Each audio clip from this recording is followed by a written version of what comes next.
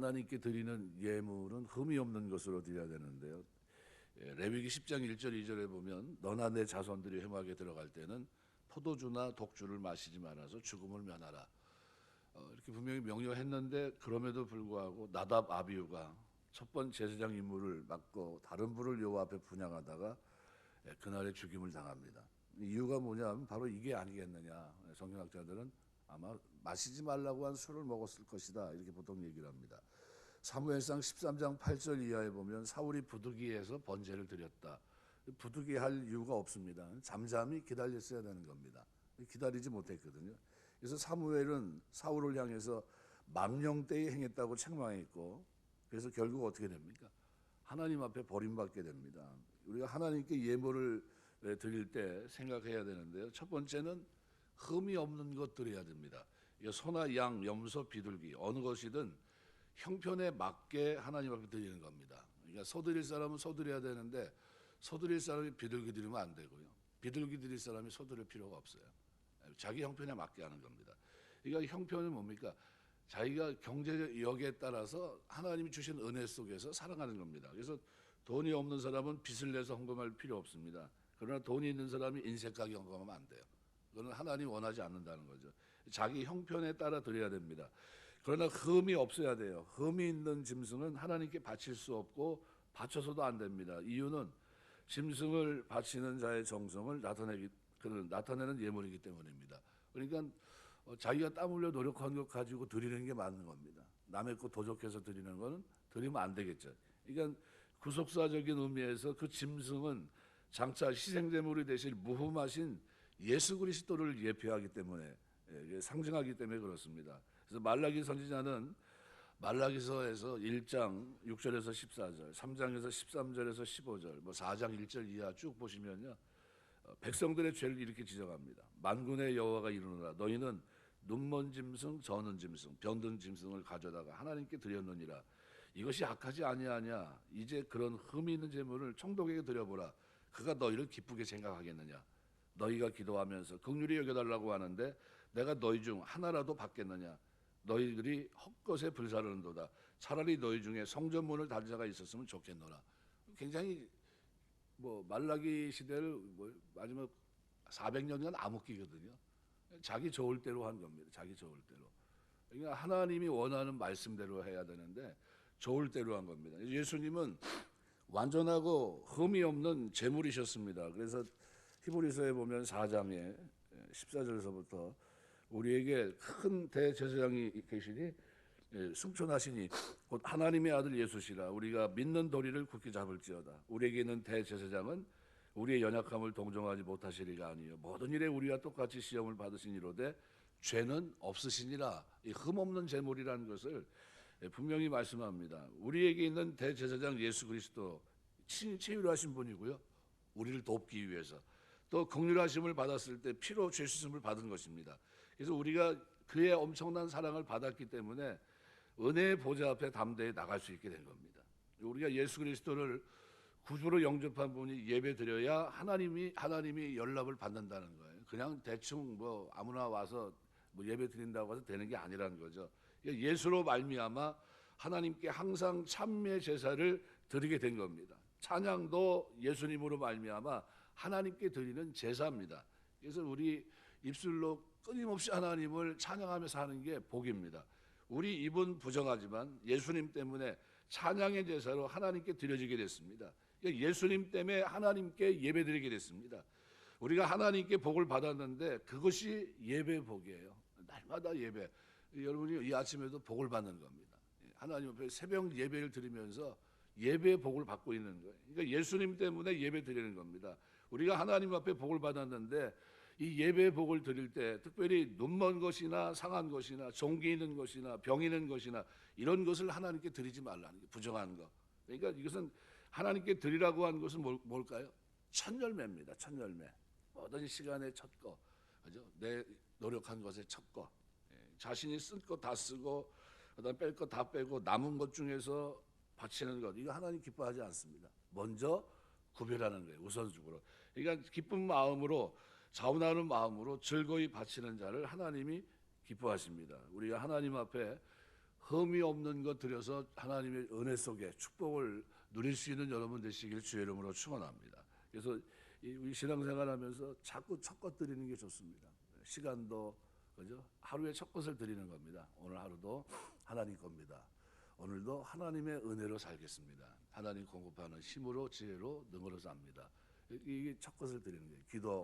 기도도 마찬가지고 모든 것을 뭘 하기 전에 먼저 저렇게까지 하나 싶을 정도로 할 때가 있었어요. 저희 이제 성장하면서 어머니는 밥을 짓는데도 거기다가 십자가를 그리고 있어요. 그래서 미신이라고 그런 거 하지 말라고 내가 막 그랬는데도 소용없어요. 그 몸에 배서 거기다 십자가를 그리고 있어요. 십자가를. 밥하는데 무슨 십자가가 뭐와 뭔 상관이 있어요. 근데 본인이 하나님 앞에서 살아가면서 늘 어떻게 하나님 주 안에 살고 있다는 거예요. 오늘도 이 밥을 짓면서도 어떻게 하나님의 은혜를 기억하고 있다는 거예요. 그런 중심을 가지고 사니까 하나님이 은혜 주신다 이렇게 생각이 됩니다. 두 번째로는 8일 이후에 드리라는 거예요. 8일 뭐 그렇게 할 이유가 있을까? 어린 짐승이 성숙해서 자립할 수 있는 생명에 도달하려면 출생 후 첫 주간이 지나야 한다고 합니다. 그래서 유대인들은 안식일이 하나님의 날이기 때문에 한 번 정도는 안식일이 지나야 거룩하기 때문이다 이렇게 해석을 했습니다. 그래서 8일이 지나서야 하나님께 드리라고 한 말씀에서 사람에게 8일 만에 할례를 베푸는 것을 생각해 볼 수 있습니다. 난지 8일 만에 할례를 베풀라 언약 백성으로 들어가거든요. 그러니까 하나님과 언약 백성의 표시가 할례인데 이것은 오늘날의 뭡니까? 세례입니다. 그러니까 예수의 죽으심, 부활을 믿는 자가 받는 거예요. 우리가 하나님께 성숙한 제물로서 예배드린 자가 되려면 뭘 믿어야 됩니까? 십자가와 부활을 믿어야 된다는 겁니다. 그러니까 동시에 삶이 성숙해야 돼요. 교회 안에서만 예배가 아니라 우리 삶의 전 영역이 예배 영역입니다. 예배 영역. 끊임없이 우리가 하나님 앞에 예배드려야 되는데 골로새서 3장에 보면 12절부터 14절 보면 이렇게 표현합니다. 그러므로 너희는 하나님의 택하사 거룩하고 사랑받는 자처럼 긍휼과 자비와 겸손과 온유와 오래 참음으로 옷 입고 누가 누구에게 불만이 있거든 서로 용납하여 피차 용서하되 주께서 너희를 용서하신 것 같이 너희도 그리하고 이 모든 것 위에 사랑을 더하라. 이는 온전하게 매는 띠니라. 우리가 선택받아서 거룩한 자, 사랑받는 자가 됩니다. 우리가 죄인입니다. 하지만 이런 마음가짐을 가지고 살아갑니다. 우리는 죄인 중에 죄인인데 구원받을 수 없는 사람인데 하나님의 은혜로 구원받았습니다. 그러면 어떻게 살아야 됩니까? 이제는 하나님이 기대한 택해서 거룩하고 사랑받는 자처럼 살아가야 돼요. 그 어떻게 사는 게 그렇게 사랑받는 자처럼 사는 겁니까? 긍휼과 자비와 겸손과 온유, 오래 참음으로 옷 입고 이것이 우리 삶의 바탕이라고 합니다. 쉽게 말하면요 이런 얘기예요. 살아가면서 이런 모습이 나타나야 된다는 거예요. 사마리아 사람 노아문 10장에 보면 그런 얘기가 나오죠. 강도 만난 자 이웃이 누구냐? 가서 자비를 베푼 자입니다. 너도 가서 그렇게 하라 얘기를 하는데 제사장과 레위인은 날마다 뭐 하는 사람입니까? 제사 드리는 사람이에요. 제물을 드리고 하나님 앞에 예배를 드리는 사람입니다. 그런데 그 제물과 예배 속에는 뭐가 빠져 있어요? 긍휼이 빠져 있습니다. 그런데 사마리아 사람은 하나님 앞에 이렇게 볼 때 저 사람은 예배 드리는 사람이야? 뭐 제사와 관계 있겠어? 그런데 그 사람은 긍휼의 제사를 드리고 있더라는 겁니다. 하나님이 원한 게 예수님이 원한 게 뭡니까? 가서 너도 이와 같이 하라. 긍휼의 제사를 드리라는 거예요. 뭐처럼요? 너희가 구원받아서 은혜로 구원받았다고 한다면 어떻게 해요? 오늘 본문에 기록한 대로 하나님의 택하사 거룩하고 사랑받는 자처럼 긍휼과 자비와 겸손과 온유와 오래 참음으로 옷 입고 살라는 거예요. 이 예배를 드리라는 겁니다. 하나님이 원하는 이러한 삶을 살아가면서 살아가는 거예요. 그러니까 이거를 우리가 신앙생활하면서 끊임없이 내 삶이 중요하다는 걸 여러분 인식하셔야 돼요. 그냥 예배와 제사와 삶이 뚝 떨어져 있는 게 아닙니다. 예배와 제사와 삶이 하나예요. 같이 연결되어 있는 겁니다. 그렇게 살아야 돼요. 그래서 우리가 죄인 중에 죄인인데 구원받을 수 없는 사람인데 하나님의 은혜로 구원받았어요. 그럼 우리의 삶 속에서 어떻게 살아야 됩니까? 최선을 다해서 살아야 되겠죠. 아마수서 5장에 보시면요. 21절에서부터 27절에 이렇게 말합니다. 내가 너희 절기들을 미워하여 멸시하며 너희 성례들을 기뻐하지 아니하나니 너희가 내게 번제 소제를 드릴지라도 내가 받지 아니할 것이요 너희의 살찐 희생의 화목제도 내가 돌아보지 아니하리라. 내 노랫소리를 내 앞에서 그칠지어다. 내 비파소리로 내가 듣지 아니하리라. 오직 정의를 물같이 공의를 마르지 않는 강같이 흐르게 할지어다. 이스라엘 족속아, 너희가 40년 동안 광야에서 희생과 소제물을 내게 드렸느냐? 너희가 너희 왕 식국과 기운과 너희 우상들과 너희가 너희를 위해 만든 신들의 별 형상들을 지고 가리라. 내가 너희를 다메섹 밖에서 사로잡혀 가게 하리라. 그의 이름이 만군의 하나님이라. 불리우는 여호와께서 말씀하셨느니라. 24절에 이렇게 말합니다. 오직 정의를 물같이 공의를 마르지 않는 강같이 흐르게 할지니라. 이 무슨 얘기냐면요, 예레미야 선지자에게 하나님 말씀합니다. 너는 여호와 집 문에 서서 이 말을 선포하라. 경배하러 들어오는 유대인들아, 여호와 말씀을 들으라. 너희 길과 행위를 바르게 하라. 이웃과의 관계에서 공의를 행하라는 겁니다. 그리고 성전에 들어와 예배 드리라는 거예요. 최소한 어떻게 해요? 8일이 지난 후에 제물을 드리라는 말씀은 우리에게 성숙한 거룩한 신앙의 자세를 가질 것을 요구하고 있는 말씀입니다. 이게 우리가 살아가면서 하나님 앞에 예배를 드릴 때요, 뭐가 필요합니까? 십자가와 부활을 믿는 것과 똑같이 이것을 믿는다면 내 삶이 어떻게 해요? 공의를, 하나님의 말씀을 따라 살아가는 삶이 병행돼야 된다는 거예요. 행함 없는 믿음은 죽은 겁니다. 말씀을 듣고 지켜 행하는 거예요. 우리가 살아가면서 하나님 말씀 따라 걷는 여러분 되시길 주의 이름으로 축원합니다. 하나님의 백성들의 모습은요, 8일 이후에 드려지는 거예요. 언약 백성의 모습으로 살아가는 겁니다. 공의의 삶. 세 번째는 오늘 본문에 보니까 어미와 새끼를 동시에 드리지 말라는 거예요. 인간이 하나님께 드린다고 하면서 짐승은 어미와 새끼를 같이 잡아서 죽이는 일은 잔인한 일입니다. 출애굽기 23장 19절 보면 당시 이방 풍속으로 함께 제물로 잡는 경우가 있었다고 합니다. 이건 뭐예요? 식도락입니다. 요즘을 하면 셰프들이 이렇게 먹으면 더 부드럽고 맛있다 해서 그렇게 한 거예요. 근데 이거 뭐예요? 잔인한 겁니다. 잔인한 게. 그게 부드러울지 모르고 영양이 더 있을지 모르겠지만, 근데 이거는 뭐예요? 잔인한 거랍니다. 이런 거 하지 말라는 거예요. 식도락으로 어미의 젖으로 새끼를 삶아 먹는 잔인한 풍습이 있었던 겁니다. 신명기 22장 6절 7절에 보면 혹시 나무에서 어미나 새끼가 함께 있거든 알을 품고 있는 새가 있으면 어미와 새끼를 함께 취하지 말고 어미는 반드시 놓아주고 새끼는 취해도 좋다, 이렇게 말씀합니다. 그래야 내가 복을 누리고 장수하리라 그랬습니다. 이건 뭡니까? 하나님의 긍휼이 깊이 반영되어 있는 법입니다. 그러니까 이걸 우리가 놓치면 안 되는 겁니다. 우리 신앙생활하면서 내가 날마다 예배 드리는 사람, 내가 날마다 제사 드리는 사람인데, 내가 흠없는 걸 날마다 드리는 사람인데, 그러면서 내 삶에 뭐가 없어요? 말씀을 따라가는 삶이 없으면 안 된다는 거죠. 굉장히 중요합니다. 그래서 이사야 선지자는 하나님 말씀을 이렇게 백성에게 전합니다. 너희의 무수한 재물이 내게 무엇이냐? 무엇가 유익하냐? 나는 수양의 번제 살찐 짐승의 기름에 배불렀고 너희 짐승의 피를 기뻐하지 아니한다. 내 앞에 보이러 오니 그것을 누가 너희에게 요구하였느냐? 내 마당만 밟을 뿐이라. 헛된 재물 다시 가져오지 마라. 분향은 가증히 여기는 바요 성회와 절기로 모이는 것을 싫어하노라.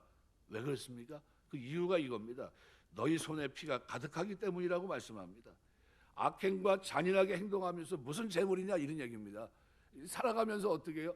하나님 마땅히 구원받은 자로서 옷을 입어야 될 것을 입고 살아가는 그 삶이 없으면서 뭐 예배를 드리고 뭔 재물을 드린다고 그러냐, 이런 얘기입니다. 신약으로 말하면 우리가 예수를 믿으면 행함 있는 믿음의 모습으로 말씀을 따라 내 몸을 좀 복종시키는 모습으로 살게 되시길 주의 이름으로 축원합니다. 이게 하나님 원하는 거예요. 차라리 선행을 하고 학대받는 자를 도와주고 고아 과부에게 긍휼을 베풀라고 말씀합니다. 삶에는 전혀 긍휼이 없으면서 제물로 하나님께 공경한다고 가지고 와야 하나님 받지 않겠다는 거예요. 하나님 앞에 우리는 다 죄인입니다. 하나님의 긍휼로 살아갈 뿐입니다. 하나님의 은혜로 살아갑니다. 은혜를 받았으면 은혜를 전해줘야 돼요. 말씀을 맺겠습니다. 그래서 선한 사마리아 사람의 이 비유는요, 한번 생각해 보셔야 돼요. 내 삶에 하나님이 무슨 제사예요? 긍휼의 제사를 드리기 원하십니다. 내가 살아가면서 말씀을 쫓아 살아가는 삶을 진짜 살아내기를 원하시는 거예요. 그냥 형식적인 모습이 아니라 난 예배 드리는 사람이야. 늘 제사 드리고 늘 물질을 하나님 앞에 드려. 근데 그건 뭐예요? 반쪽이에요. 의와 인과 신이 내 삶 속에 있어야 돼요. 이것도 행하고 저것도 버리지 말아야 됩니다. 균형입니다. 하나님 백성들이 이렇게 살길 원하신다는 거예요. 하나님 앞에 드리는 거, 천열매 드리는 거 좋은데, 그런데 그 이상이 돼야 된다. 그 이상이 뭡니까? 말씀을 쫓아 살아가는 삶이 병행돼야 된다는 거예요. 긍휼을 행하는 그 삶이 하나님 보실 때 진짜 제사를 드리는 삶이라는 거예요. 그래서 하나님 앞에 예배 드리려 하거든 형제와 다툰 일이 생각나거든 예물을 두고 가서 형제와 화목하고 돌아와 드리라 그랬어요. 그죠? 그냥 예물 드리면 되지. 무슨 관계입니까? 사랑의 실천이에요. 예, 관계 회복입니다.